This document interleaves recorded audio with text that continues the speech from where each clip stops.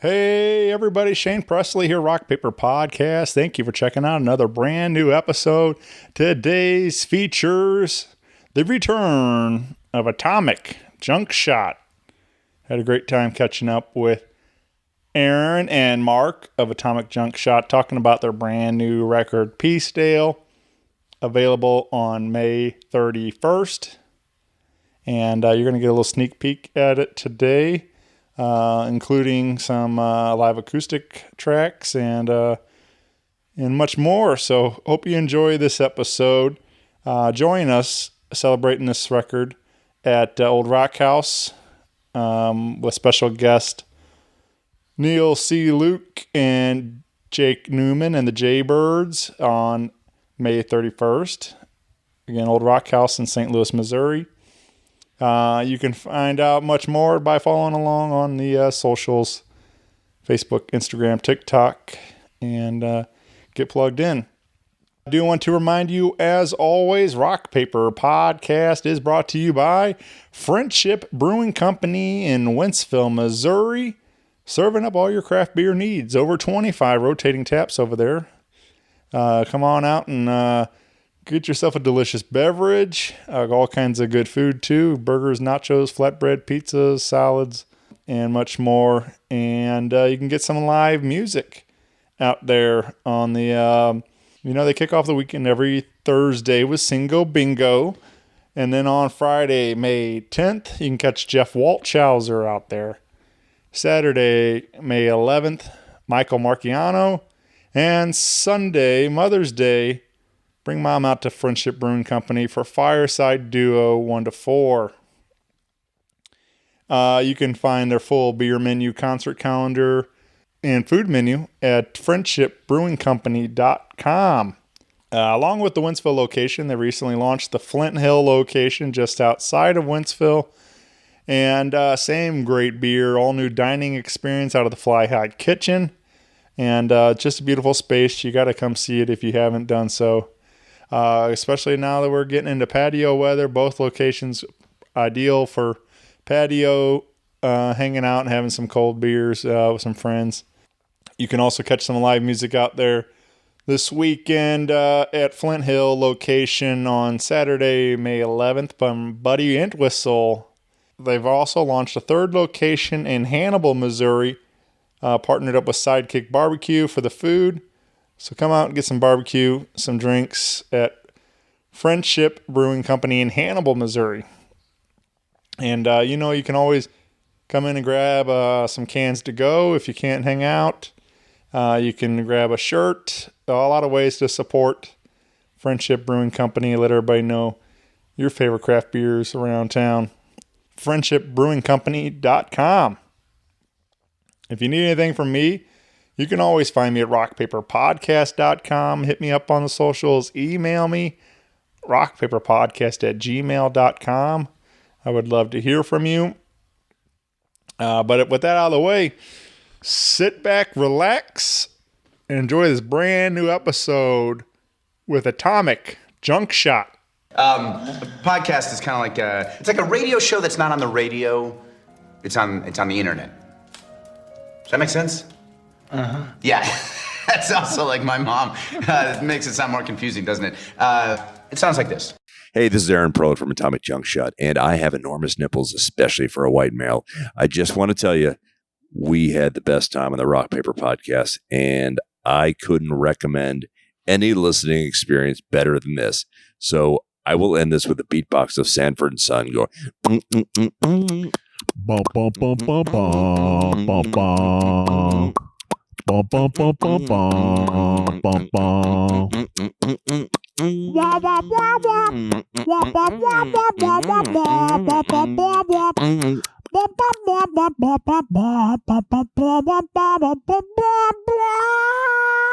Rock Paper Podcast. Scissors beat paper, paper covers rock.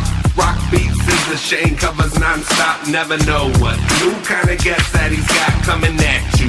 Live and direct on the spot. Could be rock, folk, country, or hip-hop, jazz. All kind of folks that he has. Could be an artist or a comedian to make you laugh on the Rock Paper Podcast. double-decker fudge round, rolling you live and direct from ground zero. He's your hero, he's your bestie. Rock Paper Podcast with Shane Presley.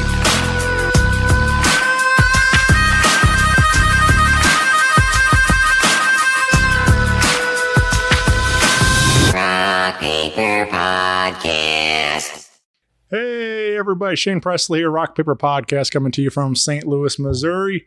Hanging out today with returning guest, Aaon of Atomic Junkshot. I'm glad you're back here. We got a brand new record. We got a big old release party. Got a lot of things happening. And we brought along your new guitar player, Mark Murdaugh. Hi, Mark. Hello. Welcome to the show. Thank you, Shane. This, we just met a couple minutes ago, and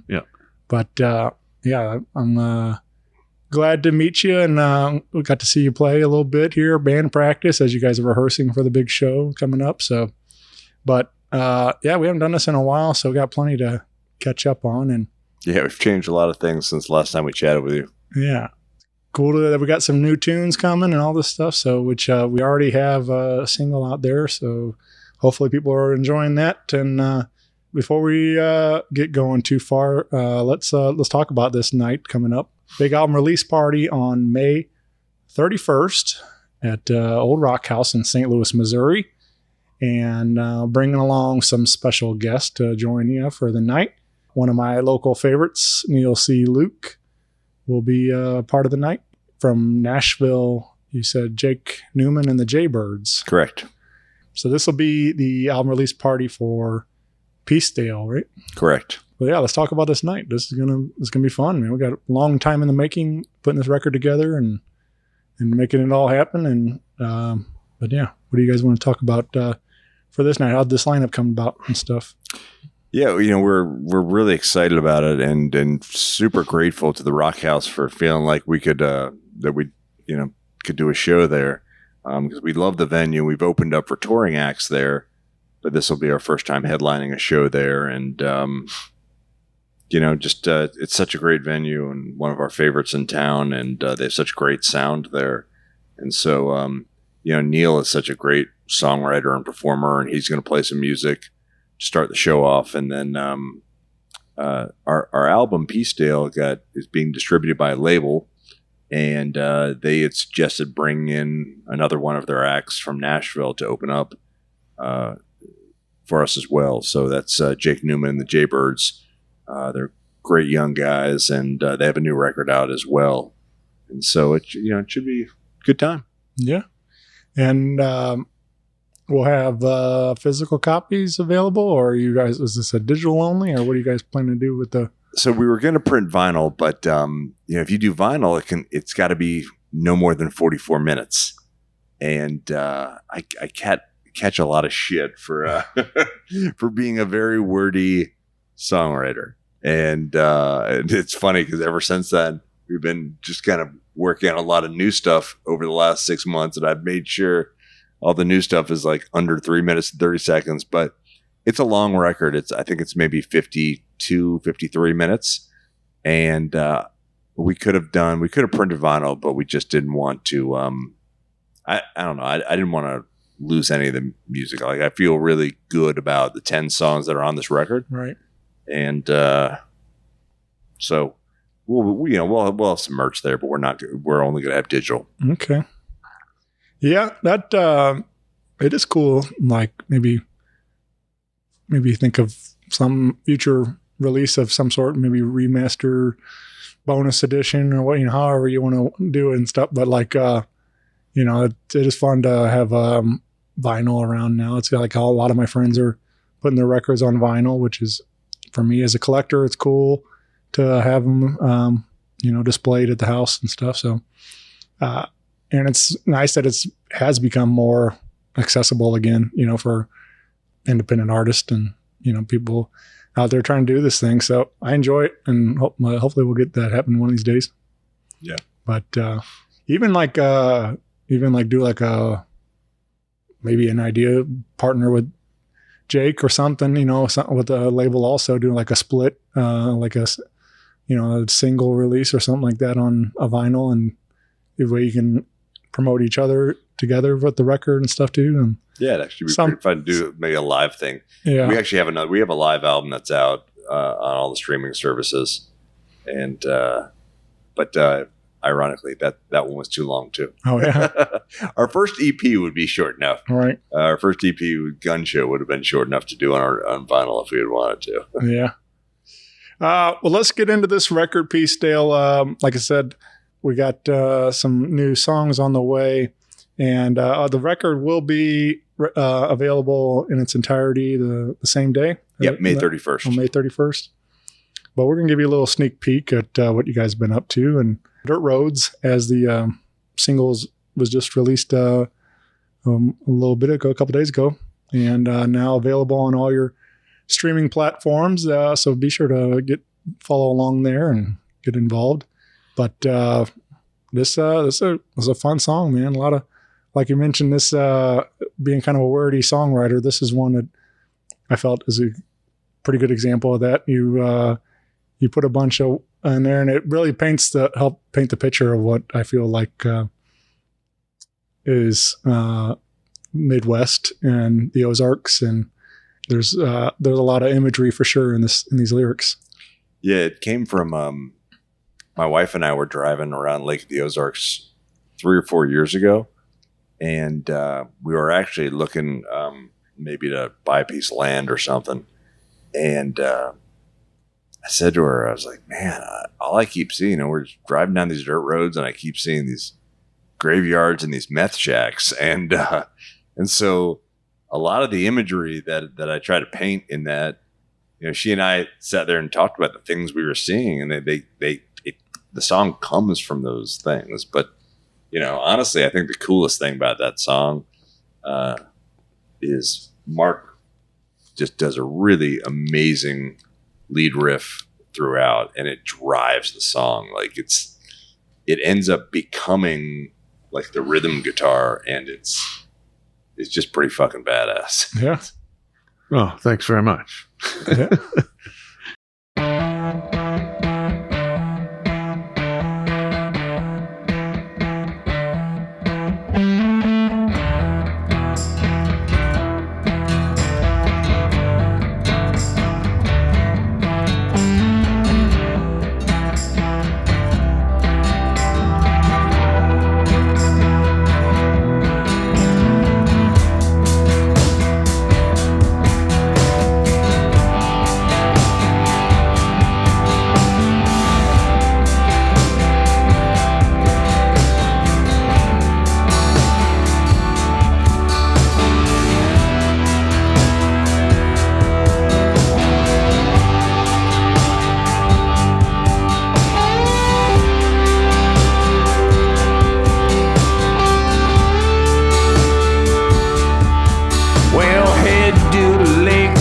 Couple of days, see trailers and dogs with just 3 legs. Lots of folks walking on by, drinking 40s and all hazy-eyed. Handicapped scooters, they're riding around, shooting guns and screaming and shouting, walking around in the sleeveless shirts. Wonder if they gonna go to work. At the Ozark Lakes, we howl at the moon.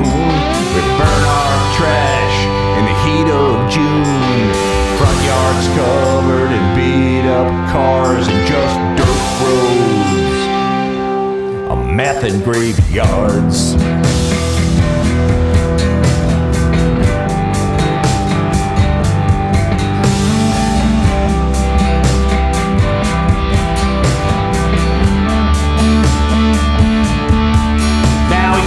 They look like a lost and found, hazmat suits lying on the ground.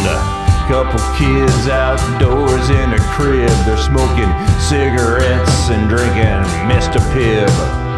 Spot the lake, wanna take a swim, might get E. coli if I jump in. Hope we can make it out alive. Maybe we should have just kept on driving. At the Ozark Lakes, we howl at the moon, we burn our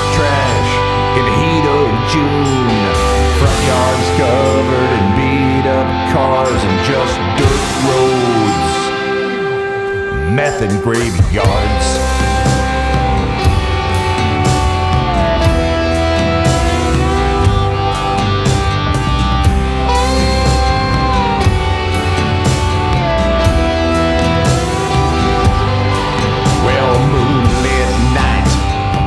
Of the lake, coyotes howl while we get baked.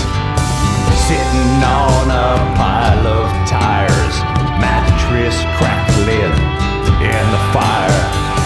Hear a siren and a few gunshots. Maybe time to leave, or maybe not. Either way, it's sure been fine at Lake of the Ozarks one more time. At the Ozark Lakes, we howl at the moon. We burn our trash in the heat of June. Front yards covered in beat up cars and just dirt roads.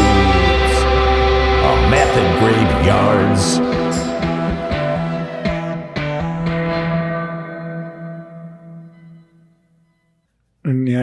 Any idea where the lick come from, or is it just something you guys were working on at practice one day and it came out? Or Well, the rhythm started with Joe, who was guitar player and had to leave here, I don't know, half a year ago or so.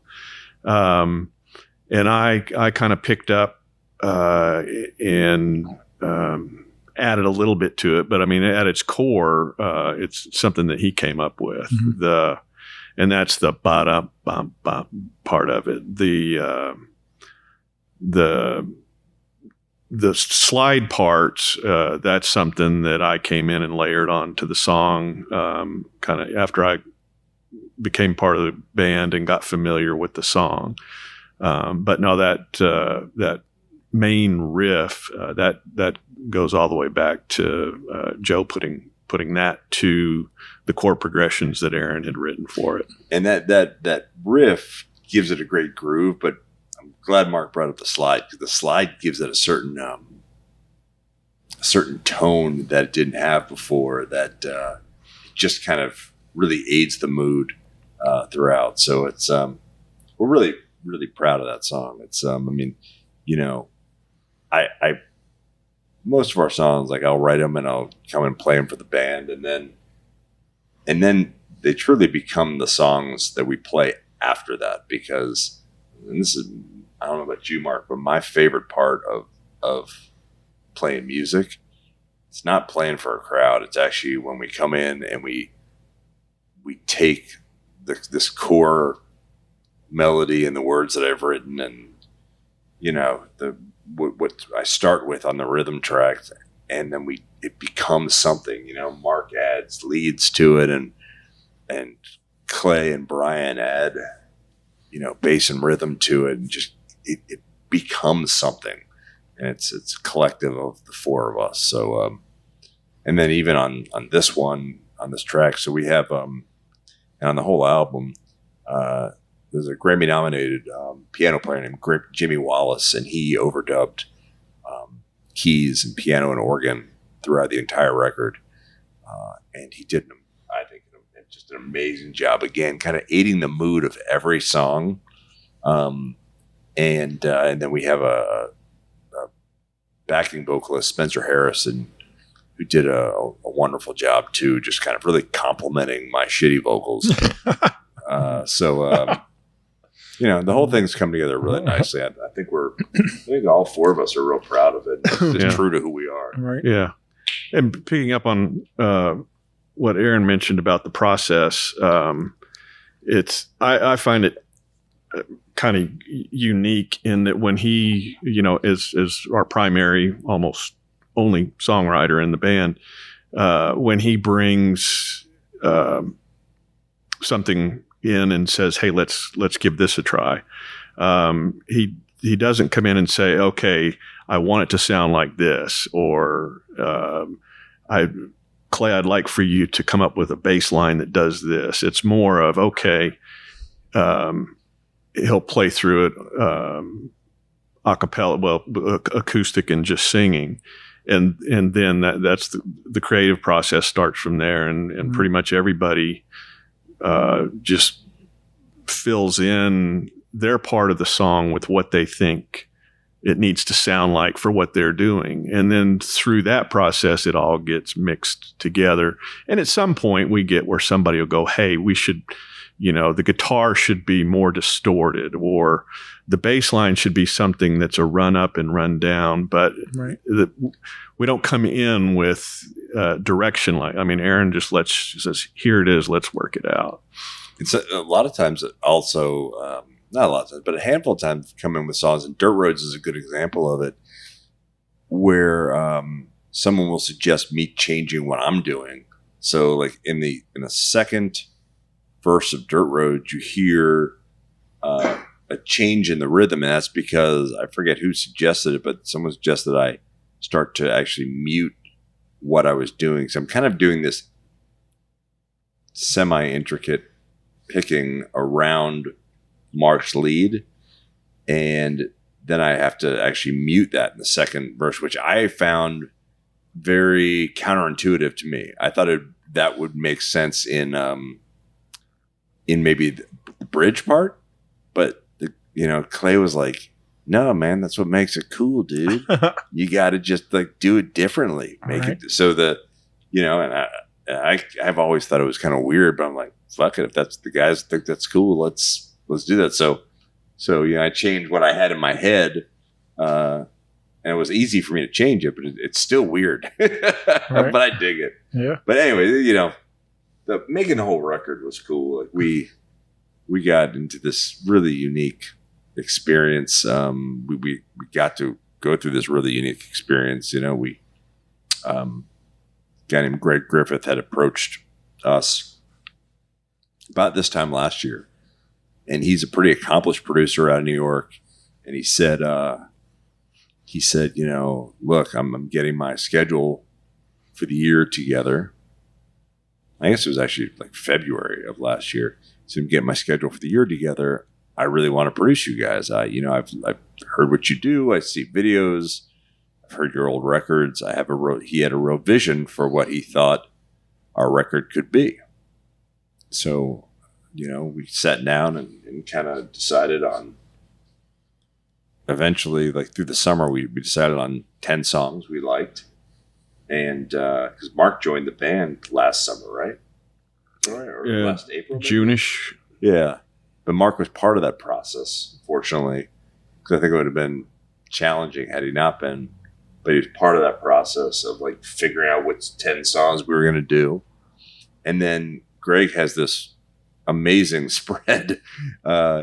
He does a lot of the post edits in New York in a studio there, but he has the studio near Bristol, Connecticut. And we went, so the four of us went there, and he's got this house where the band stays and he stays. And then he's turned part of the property into a proper recording studio. So every morning we were there, I think like 8:30 in the morning. Mm-hmm. These days were long, really long. So we're there basically 12, 13 hours just pounding these songs out. And but it's a one room studio, so there's no sound booth or anything like that. So you got to be very quiet as each part is being done. We're not doing these live together. So it was cool. It was exhausting, but really, really cool. And I think it was a good bonding experience. I think it made us a better band because you sit there and work at your craft with this really experienced producer, and so really cool experience. Get up in the morning, make breakfast together, have coffee, take coffee over to the studio, get started, break for lunch for about an hour, maybe. Yep. Go back, stay at it till about 7:00. Then we'd all go out to eat, come back, and then everybody's pretty much cashed and do it again. And we did that for 3 days. Yeah, it was cool. Yeah. Yeah.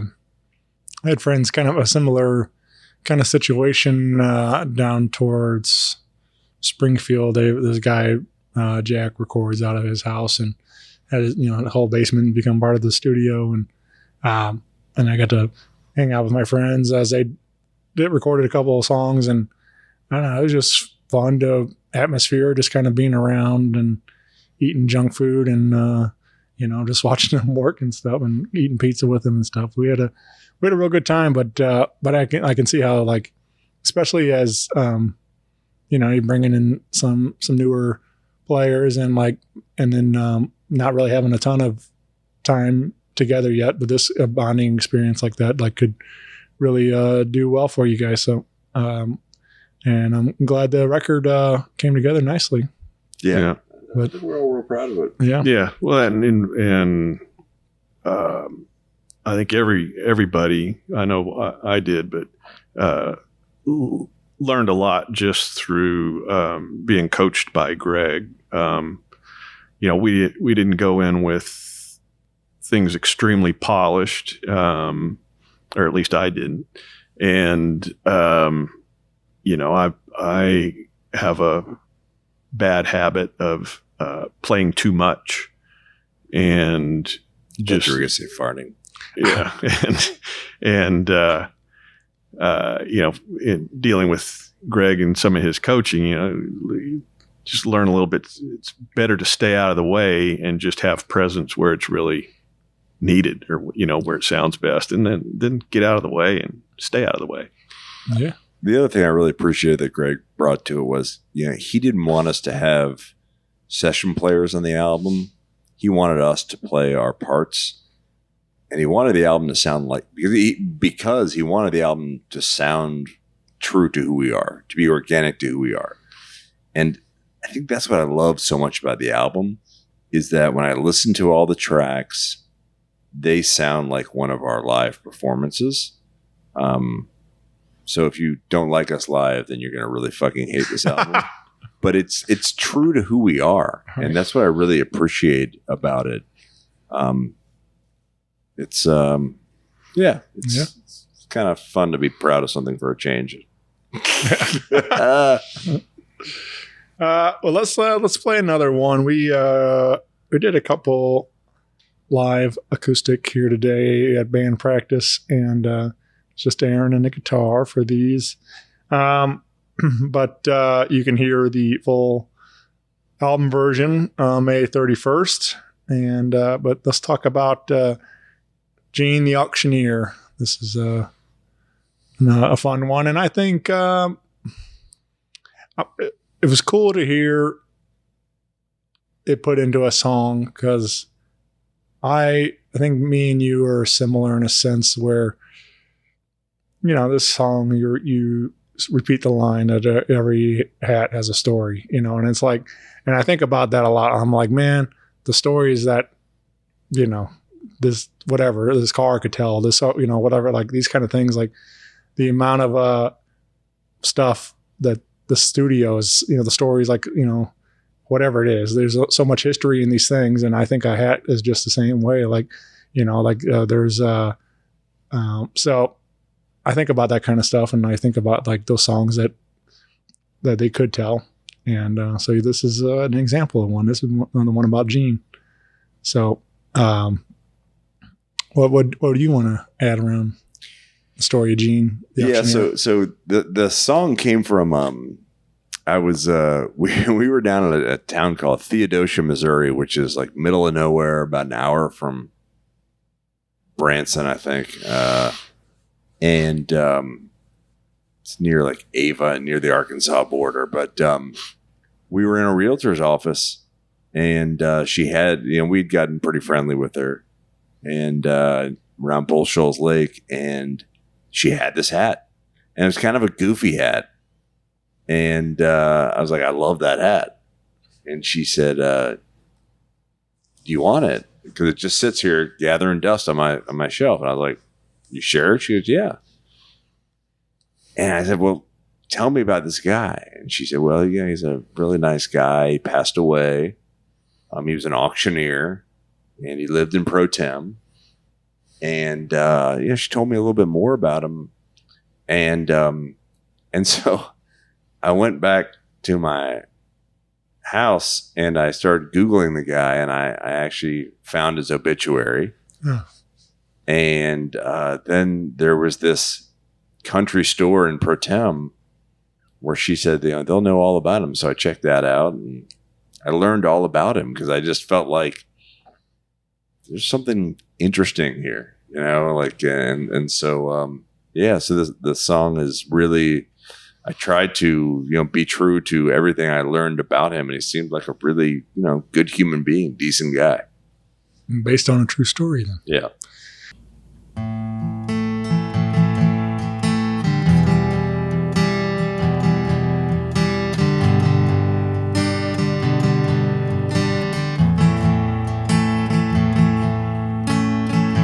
Down to Theodosia, stopped in on a friend, just shooting the breeze, when I spotted a gem, light blue ball cap, and a rope across the brim, white letters on the front, and a name that was written.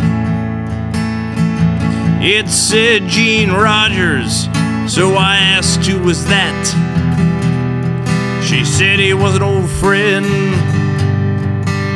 but that he had passed. She knew I wanted the hat, well, said it just sits on my shelf, but I needed a story before I took it for myself. She said, well, that was Gene the auctioneer, a fine old soul who lived round here. He's gone now, but I'd like to know someone wears his hat, so please take it home.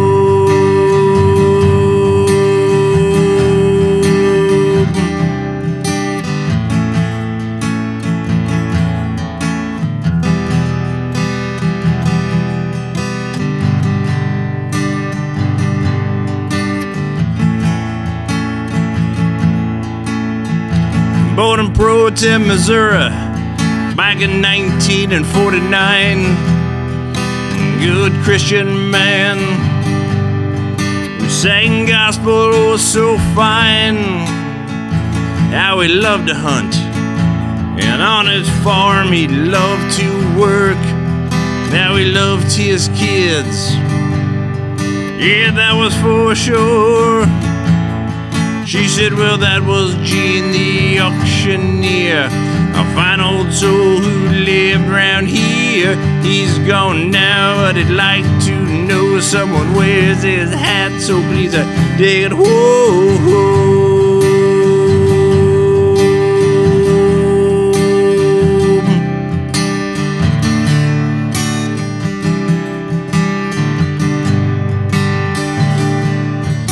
I still needed more, so I stopped in Protem, the general store from way back when.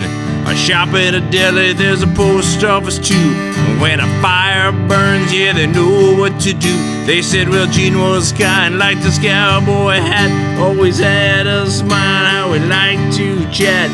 Lost his boy Kevin and is buried near him, and how he loved all his grandchildren. That was Gene, the auctioneer, a fine old soul who lived round here. He's gone now, and that was that. Remember, there's a story behind every hat.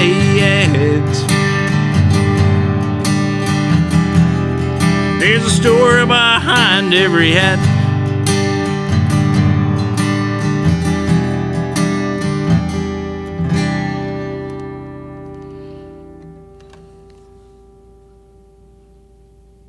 Have you been able to send it to Gene's family or anything like that? Or So I want to. I've never found them, and honestly, that was probably one of the reasons I was most driven to try to put this album on vinyl, so I could go find them and bring that to them. But I actually want to when I once the album is completely out. Yeah, that could be cool. Yeah. Be nice to share this story with them. For sure. A lot of the stuff, most of the kind of the narratives that I write are usually about something relatively real. My my favorite song on the record. It's called Pretty Girls and Pins, and that's actually going to be the second single. It's coming out on the 17th of May. And it's kind of a dark song because, again, it was just something my wife and I saw together. We're driving down 44, and there was this interstate exit, and all it had was 4 churches, a bowling alley, and a strip club. I mean, what more do you need? You know? That's exactly what I said to her. And I'm like, the contradictions here are just beautiful. And so I wrote this narrative about this idea of, going to church and then going next door to the strip club and then being hungry and heading to the bowling alley to finish off your night. and it's and I don't know, it speaks to the contradictions of kind of modern religion and how judgmental we are as a society. And not in particular of any religion whatsoever, but just, it just, to me, it spoke to my sensibilities of sometimes what I see in people that spend a lot of time telling you how wrong you are about everything.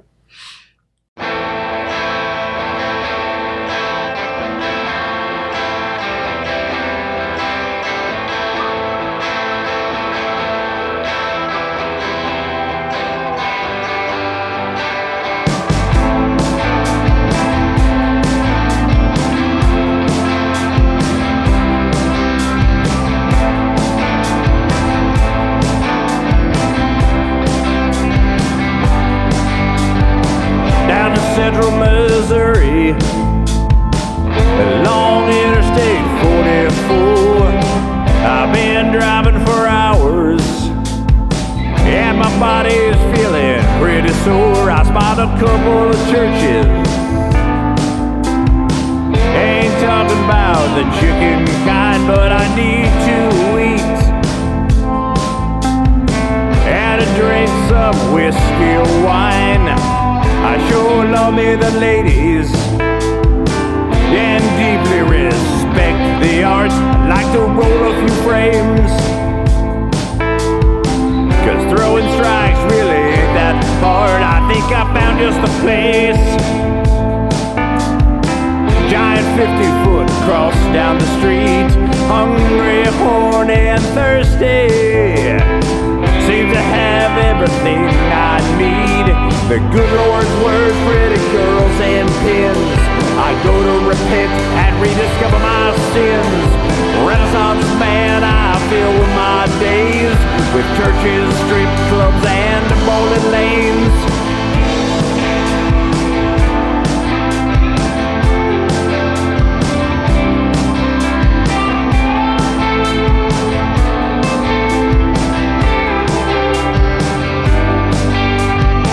Methodist and First Baptist, a small Lutheran church as well. Gotta speak to the Lord before going right straight to hell. Walk inside those hallowed halls. I read me a couple of psalms, and then 10 minutes later, it's time for me to move on. I hit her right next door and hit up the pleasure den. I grab a quick lap dance from a leathery old redhead. Who the hell knew down here that I find these places to play? The Lord indeed He works in such mysterious ways. The good Lord's word, pretty girls and pins. I go to repent and rediscover my sins. A Renaissance man, I fill my days with churches, strip clubs, and bowling lanes.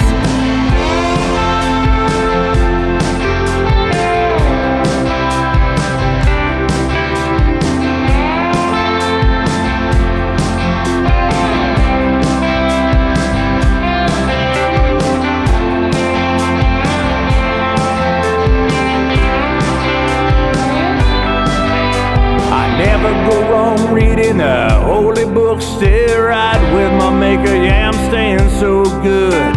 I've cleansing the palate of my soul. I visit the ladies who ride the poles. Then I head down the road a quarter mile or so for whiskey, a hot dog, and a get out my bowl. The good Lord's word, pretty girls and pins. I go to repent and rediscover my sins. Renaissance man, I fill my days with churches, strip clubs, and bowling lanes.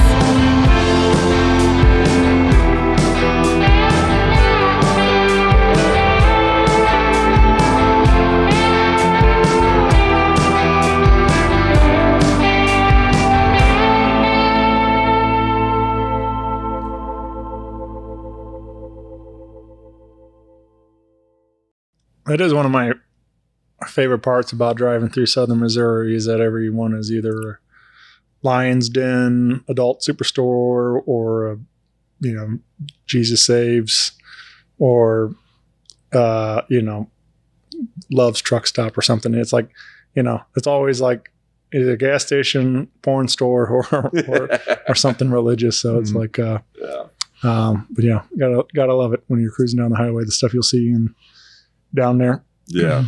I mean, I think more than anything, I like when I first started writing music, most people that play music, like Mark's played guitar. How long have you played guitar? Oh, I'm on and off for long time. Yes, it's my 20s. Yeah. Yeah. So, most guys in the band have been playing music for 30 years. Right.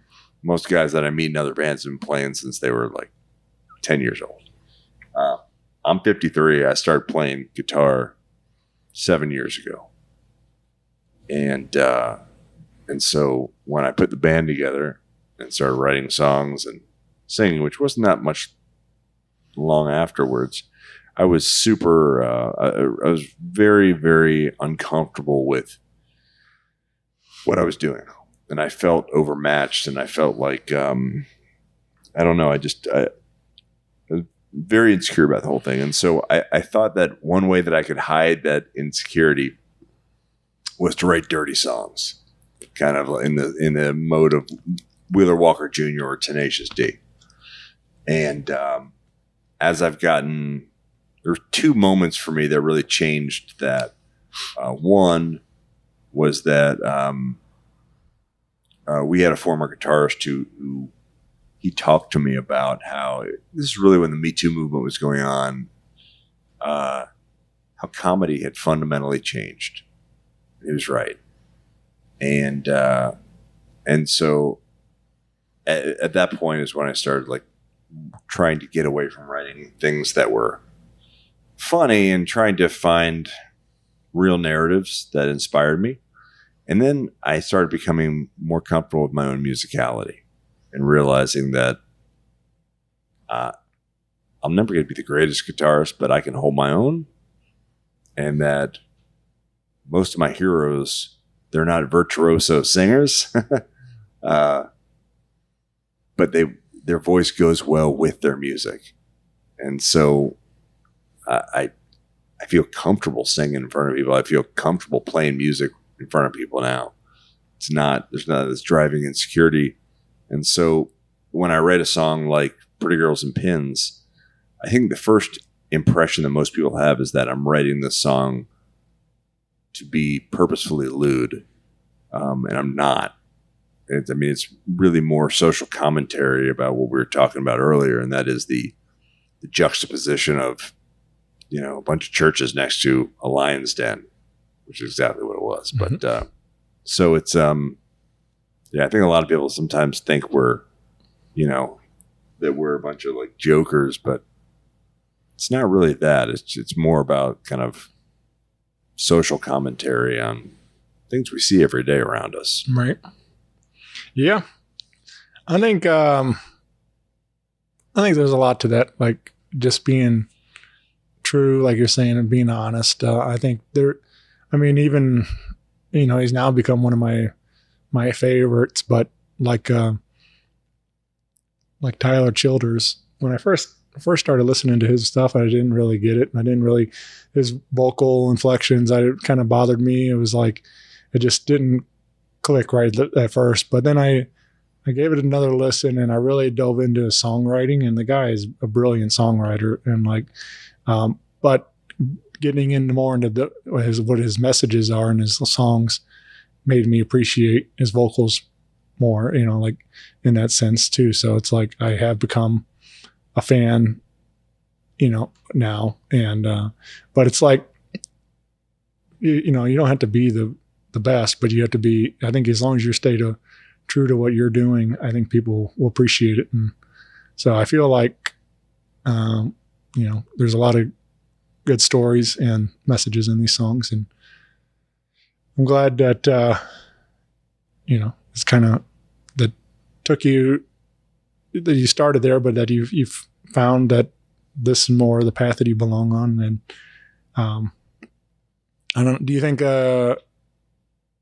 like sobriety, is that what kind of led you into playing music, or was that before all this? Like, certainly had played a role. I don't know if that was. Yeah, I've been sober 5.5 years now. Right. So I think what sobriety has done, because I was maybe only a year and a half into playing, mm-hmm. is it gave me clarity of focus to really work at the craft and not be a drunkard sitting around playing guitar. It's helped me feel better about myself, addressing the alcoholism, and then addressing the anxiety that was driving the alcoholism. So I think it's played a huge role in my songwriting. I mean, Mark knows this. A lot of my songs are about my alcoholism. They have some kind of tie to them. There's a song on the record that surprisingly turned into, I think, one of the best songs of the album. It's called "Now She Is My Ex," and it's basically about late night booty calls. And it came from, I was listening to a Loretta Lynn song that I grown up on called "Don't Come Home and Drinking with Lovin' on Your Mind." Again, it was her first hit. It's about late night booty calls. And it made me start thinking about how I used to torture my wife. I'd be all, drunk at night, wanted some hubba hubba. She'd be like, "Dude, you're drunk. I don't want to deal with this." And so that's what that song is really about. It's about the evolution of kind of what I went through. It makes light of it a little bit, but that's what the song's about. I mean, it's about my struggle to learn how annoying it must have been for my wife, because I was always drunk, despite being handsome. Kidding. Well, I do think it's great that that you're on this journey through sobriety, and that it's going very well for you, and you are doing your part to in the space that we are actually in right now. You are doing some events, and they are going to be sober events, and we got one coming up on May 18th. Yeah, and this is called The Garage at the Intersection, and you are featuring this first one will be featuring singer-songwriter Alex Huck, and who's also sober. Yep. And that'll be from 2 to 4 on the 18th. Yeah. We have always rehearsed either in this building or the building next door. And so I was talking to our landlord and I about the idea of using this space to support local music and also just sobriety. And I had gotten involved with a charitable organization called Hope Creates, which uses music and arts to help people that are trying to recover from addictions, whether it's drugs, alcohol, or what have you. They call Sharing the Art of Sobriety. And so what we're going to do is once a month at least, we're going to we rehearse here, but we're going to use this space, put on a show. To get into the show, you have to make a donation of whatever you can give. I don't care if it's a penny or if it's, $20, whatever you want to give. And then Four Hands is actually going to donate non-alcoholic beer for the events. And at the end of the day, all the donations will be split evenly between Hope Crates and the artist. So, oftentimes the artists are really donating their time. And we're going to try to have a real diverse cross-section of music. So Alex being much more Americana. I think I mentioned to you earlier afterwards, the second one we're going to have in June is actually going to be a Broadway review. But all of it, at the core of it is the generosity of the Kranzberg Arts Foundation, which puts on Music in the Intersection. And so they are the ones who own this space, and they've donated to us to let us use it this way. And so just really indebted to their kindness. And I want to make sure I pay that forward, because I think I was telling you before, as I've gotten involved to some degree in the local music scene, I've been a little disappointed in that. I don't really see artists helping one another that much. And to me, that's just kind of part of my DNA. I think we should be more giving to one another, whether you're artists or whether it's just someone on the street or what have you. I'm not a saint by any stretch of the imagination, but I've got access to the space, and I want to make sure if another artist wants to use it to put on a show, that they can, and they don't have to pay for it, and they can do it to create whatever they're trying to create artistically. So, our shows for the Garage are going to be here once a month, hopefully going for a while, but we also want to make sure that other artists can use the space and enjoy it and make good use of it. Nice, man. And you got a Facebook and Instagram set up for Garage at the Intersection, so you can find more information there for future events and things. And while you're there, you can get plugged in with Atomic Junkshot on your Facebook, Instagram, and TikTok as well. And Tinder, thank you. Yeah. OnlyFans. Yeah, OnlyFans. That's a good one. And but you can also get your tickets in advance for the album release party, again at Old Rock House on May 31st. And join us that evening to celebrate this record. And we got one more we wanted to share, and another stripped down acoustic version of what is it? Kankakee. Yeah. And he said this is a real place and based on a true story as well. Yeah, it's between here. You pass it when you go to Chicago from here. You'll see signs for it off 55. And in the 40s and 50s, they were building a lot of railroads through there. And so to serve their railroad workers, they a bunch of bordellos sprung up. And at one point, there was about 18 of them. And this one woman, I think her name was Nell Clark, she was kind of an infamous madam. Shout sort out. of the biggest, most successful one. Yeah. And so I had heard from a family member that they'd enjoyed one of these experiences in their late teens.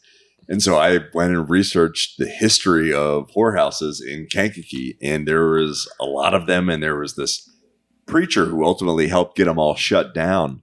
But it was, in the middle century, it was big business in Kankakee. And so I wrote this song about just kind of this history of whorehouses there and the experience of, a kid from Chicago going down looking for the first time. Yeah.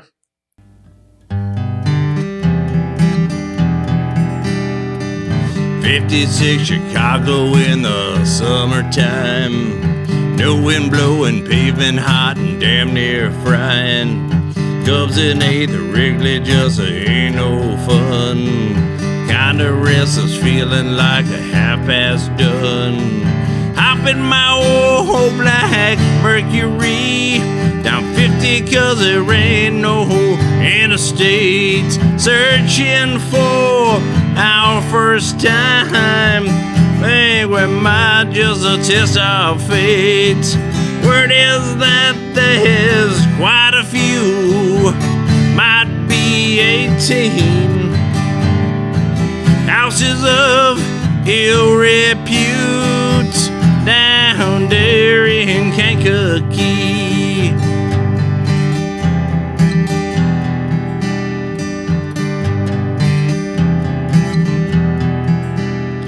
In the Windy City, heard about Woodnell Clark, Madam who the cops, well, they made her go dark.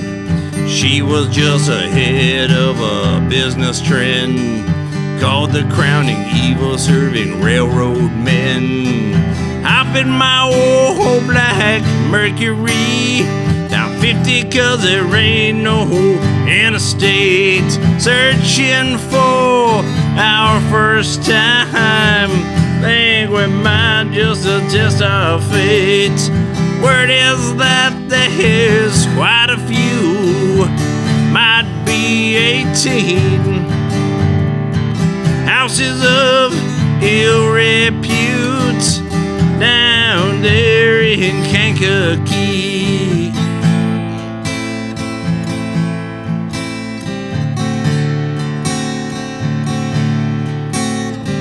Gather my boys, Marty Burke and me, hopped in my black Ford Mercury.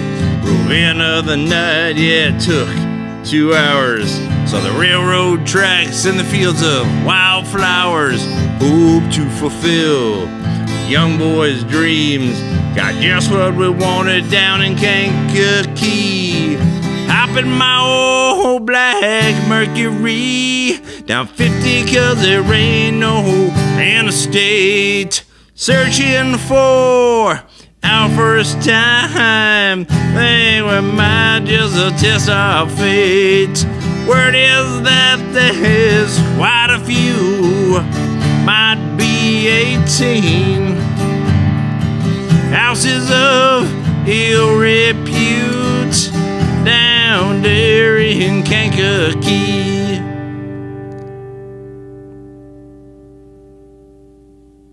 I don't know. This one's like fun because it's kind of got a little bit of that island feel to it. A little, it's kind of like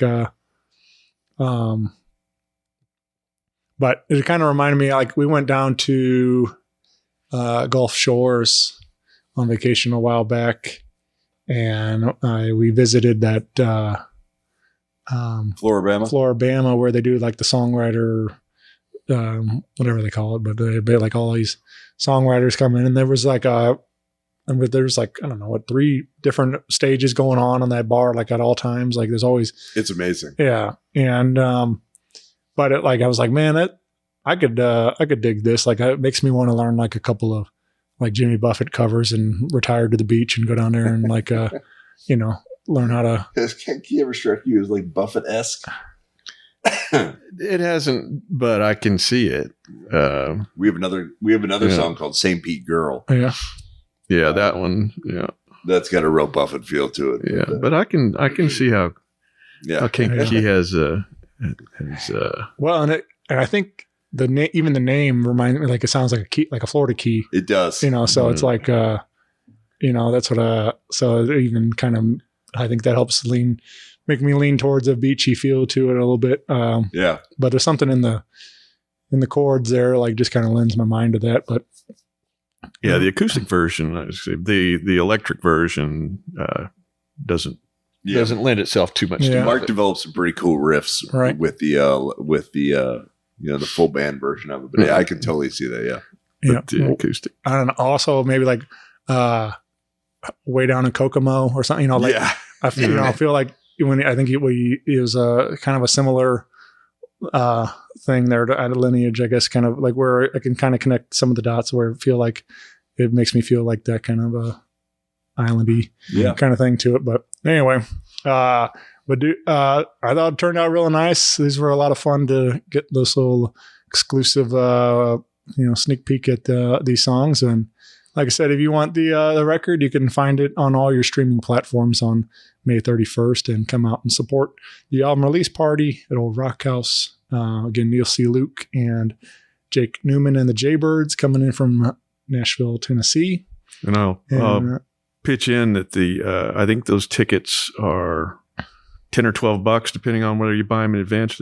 It's actually an $80 value, right? So you're really getting a good deal out of it. Yeah. So that's a bargain. Yeah.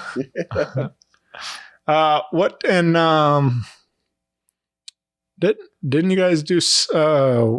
Wasn't Lucas a part of this also? Part of the record? Lucas Jack? Yeah. So so Lucas actually, when we did the backing vocals, he actually helped on the production end of that. So he helped us record the backing vocals with Spencer Harris. Okay. We did that he's got an amazing studio. And so we did that at his studio. Nice. Yeah. I remember seeing some of the videos you guys were putting up on the socials and stuff. And, but yeah, that was cool to get him involved in too. Also, yeah. Well, I'll tell you, I mentioned earlier, I've been a little frustrated with kind of the artist community and the lack of support for one another. He is without exception, the antithesis of that, in that he's been incredibly generous with us as a band, with me individually. And, he is a remarkable artist. And, if you like kind of original piano driven pop music, he makes some beautiful music. Yeah.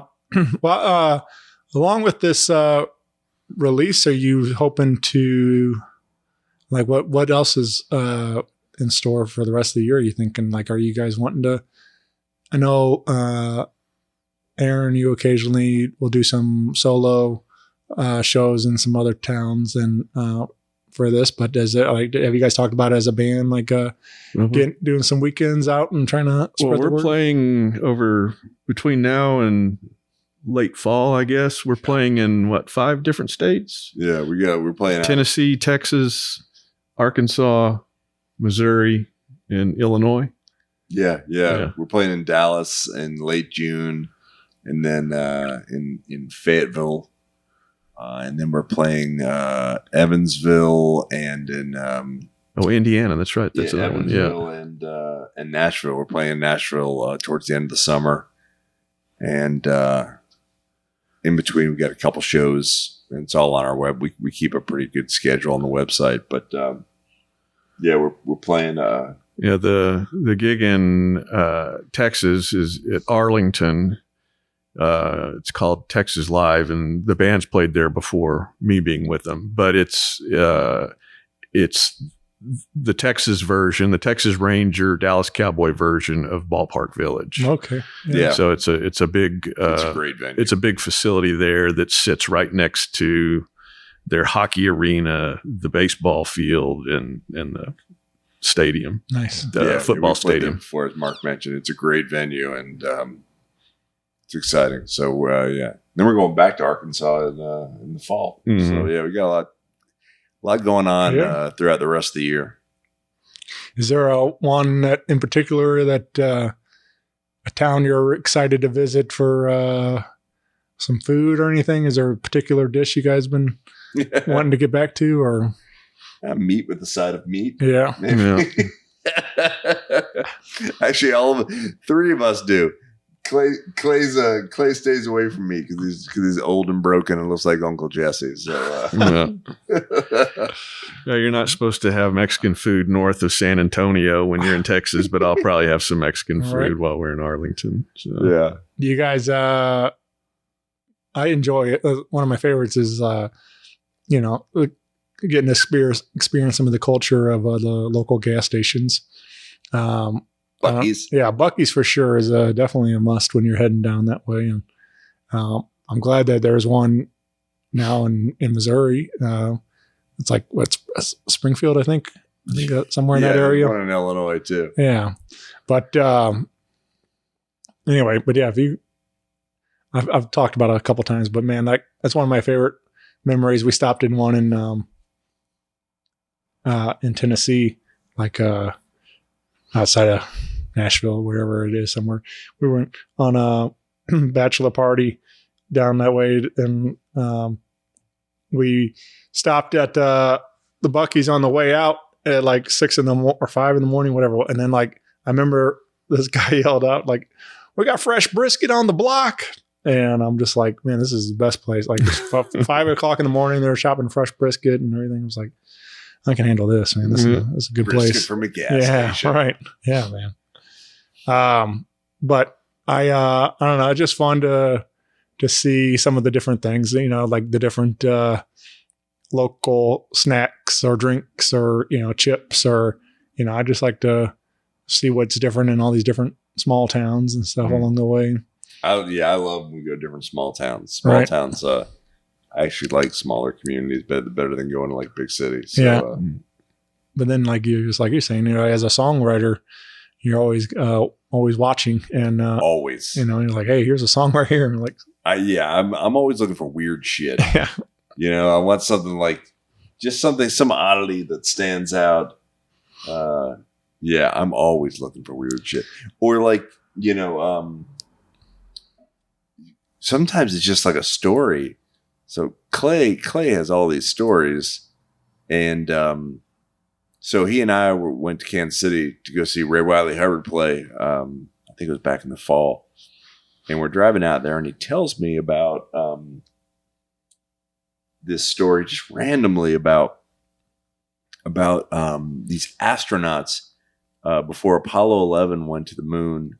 They were out in I think it was like the New Mexico desert, and they came across these 2 Navajo guys, and they were asking them to record audio on this thing there because they were trying to take this audio compilation to the moon to leave it there for outer spacemen.